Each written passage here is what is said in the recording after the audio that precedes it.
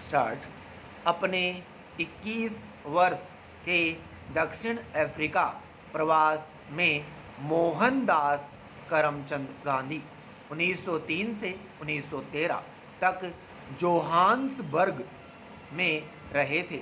वहाँ उनकी भेंट हेनरी पॉलक से हुई, जो क्रिटिक पत्रिका के उप संपादक थे। वे महामारी के दौरान गांधी के कार्यों और संगठन क्षमता से अत्यंत प्रभावित हुए और उनके मित्र बन गए। तब तक गांधी वहाँ व्यवस्थित हो चुके थे। एक बार हेनरी पॉलक गांधी को नेटाल जाने के लिए रेलवे स्टेशन छोड़ने गए। गांधी को जॉन रस्किन की पुस्तक अनटू द लास्ट देते हुए कहा कि आप रास्ते में इसे पढ़ लें। पुस्तक छोटी थी। गांधी ने कुछ घंटे में पूरी पढ़ ली। इस बारे में उन्होंने लिखा, इस पुस्तक को हाथ में लेने के बाद मैं छोड़ ही नहीं सका। इसने मुझे पकड़ लिया। इसके पहले गांधी ने रस्किन की कोई किताब नहीं पढ़ी थी। पैरा सन 1819 में लंदन में जन्मे रस्किन ने कई पुस्तकें लिखी थी। मॉडर्न पेंटर्स में उन्होंने लिखा था कि गति अपने आप में कोई प्रगति नहीं है। 1 घंटे में 100 मील का सफ़र करना या 1 मिनट में 1000 गज कपड़ा तैयार करना, ये हमें लेस मात्र भी शक्तिशाली, सुखी या ज्ञानी नहीं बनाएंगे। जितना मानव देख सकता है, इससे कितना अधिक इस दुनिया में अस्तित्व धारण किया हुआ है। वह हमेशा मंद गति से चलता है, पर त्वरतापूर्ण गति में भी ज़रा भी अच्छा नहीं दिखेगा। त्वरतापूर्ण बंदूक की गोली कुछ भी अधिक अच्छा काम नहीं देती, और मनुष्य जो सच्चे अर्थ में मानव हो तो अपनी मंद गति से कोई क्षति नहीं देखेगा, क्योंकि उसका गौरव गति में नहीं अस्तित्व में है।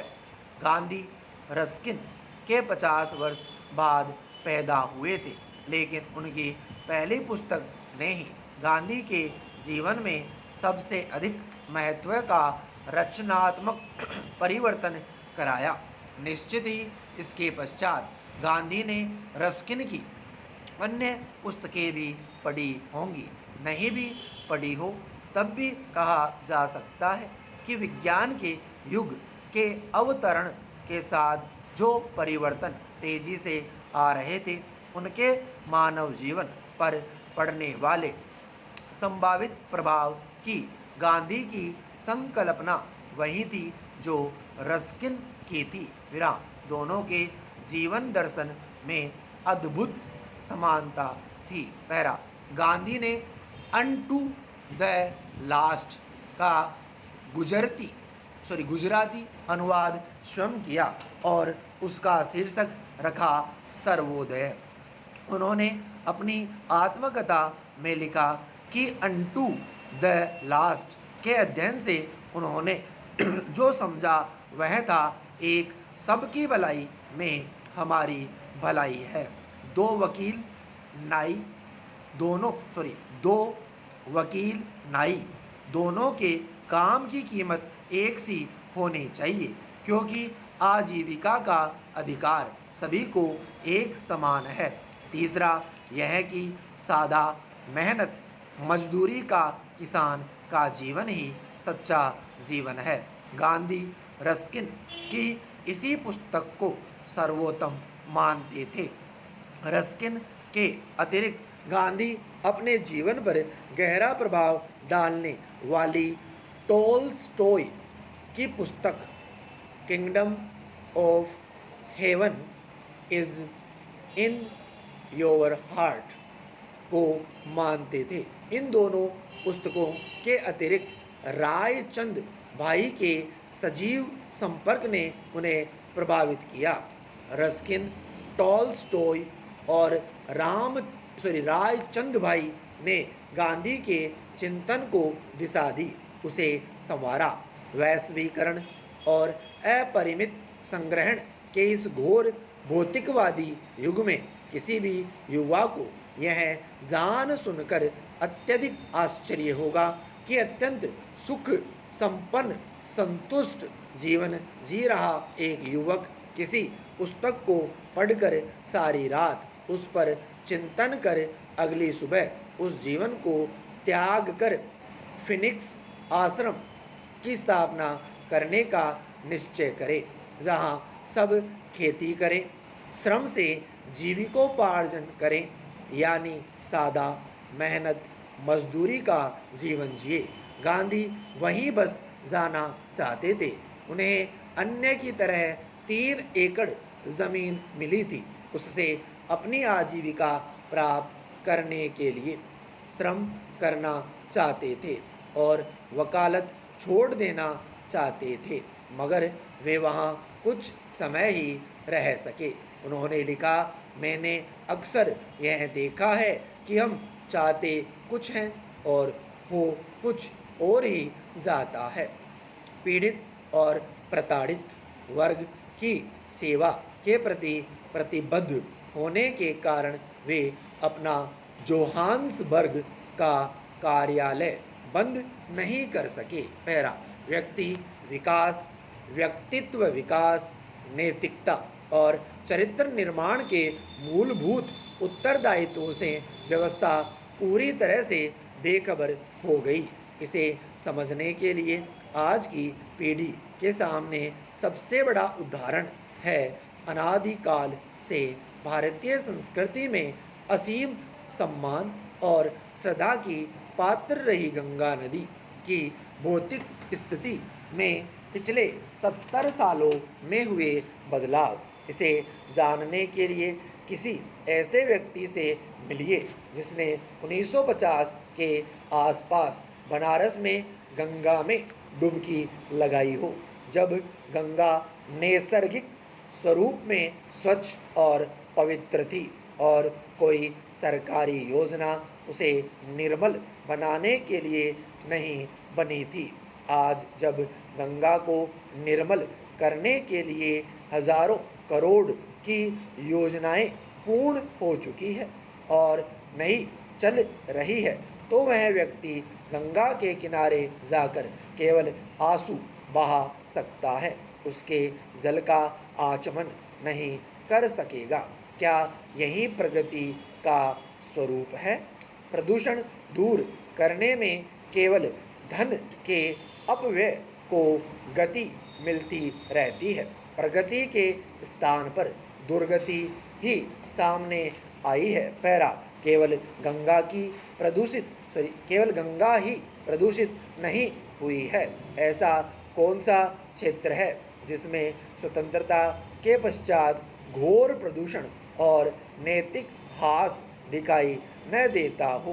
प्रजातंत्र में संसद और विधानसभाएं अत्यंत पवित्र स्थल माने जाने चाहिए, जहां से सामान्य नागरिक को न्याय, समानता, संरक्षण और सहायता की अपेक्षा रहती है।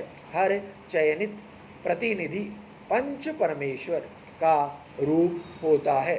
भारत की संसद को केवल नए नए नियमों और उपनियमों का ही स्रोत नहीं होना था, वह उसका आवश्यक उत्तरदायित्व था और रहेगा, मगर उसके साथ ही उससे दूसरी अपेक्षाएं भी थी। पहली तो यह कि उसकी अपनी कार्य पद्धति का गरिमामय, अनुकरणीय तथा जनहितकारी संचालन। जब प्रारंभ में सांसदों को कोई वेतन नहीं मिलता था, केवल कुछ रुपए का भत्ता मिलता था, उस समय की उनकी कार्य पद्धति को आज सभी भूल चुके हैं। तीव्र गति से माननीय सांसदों और विधायकों के वेतन भत्ते, सुविधाएं विशेषाधिकार तथा हर बार के चयन पर पेंशन लगातार बढ़ी है, यानी उनमें प्रगति हुई है। यह और बात है कि साथ ही साथ साख, सम्मान और प्रतिष्ठा में निरंतर गिरावट ही सामने आई है। पैरा यह उद्धरण गति और प्रगति के संबंधों को समझने में सहायक हो सकता है। सामान्य रूप से गति का संबंध केवल मशीनों से जोड़कर देखा जाता है। गांधी और रस्किन ने उसे संबंध को पूरी तरह समझ लिया था। हिंदू स्वराज में मशीनों पर जिस गहरी संवेदनशीलता से गांधी ने लिखा था, उसे आज समझ पाना आसान नहीं है। उन्होंने लिखा था कि मैनचेस्टर ने हमें जो नुकसान पहुंचाया है उसकी तो कोई हद ही नहीं है। हिंदुस्तान से कारीगरी जो करीब करीब खत्म हो गई, वह मैनचेस्टर का ही काम है। लेकिन गांधी सारा दोष अंग्रेजों पर नहीं मढ़ते हैं। वे स्पष्ट करते हैं, मैनचेस्टर को दोष कैसे दिया जा सकता है? हमने उसके कपड़े पहने, तभी तो उसके कपड़े बनाए। हमने जिस तेज गति से रासायनिक उर्वरकों का उपयोग किया, ट्रैक्टर, हार्वेस्टर इत्यादि को प्रफुल्लित होकर अपनाकर श्रम से मुक्ति पाई, उसने आज गांवों को उजाड़ कर रख दिया है। प्लास्टिक का उपयोग जिस तेजी से अपनाया गया, उससे छुटकारा पाना अब असंभव हो रहा है। पैरा जीवन का हर पक्ष परिवर्तन को बिना विश्लेषण के स्वीकार कर लेने के कारण गहरे नकारात्मक परिणाम देता रहा है। परिवर्तन हर तरफ है, अवश्यंभावी है, लेकिन हर परिवर्तन प्रगति नहीं लाता, नहीं हर बढ़ती गति प्रगति ही लेकर आती है। इस संबंध का गहन विश्लेषण आवश्यक है। उतना परिवर्तन ही स्वीकार्य होना चाहिए जितना देश, काल और परिस्थिति के साथ समन्वित हो सके। विराम स्टॉप।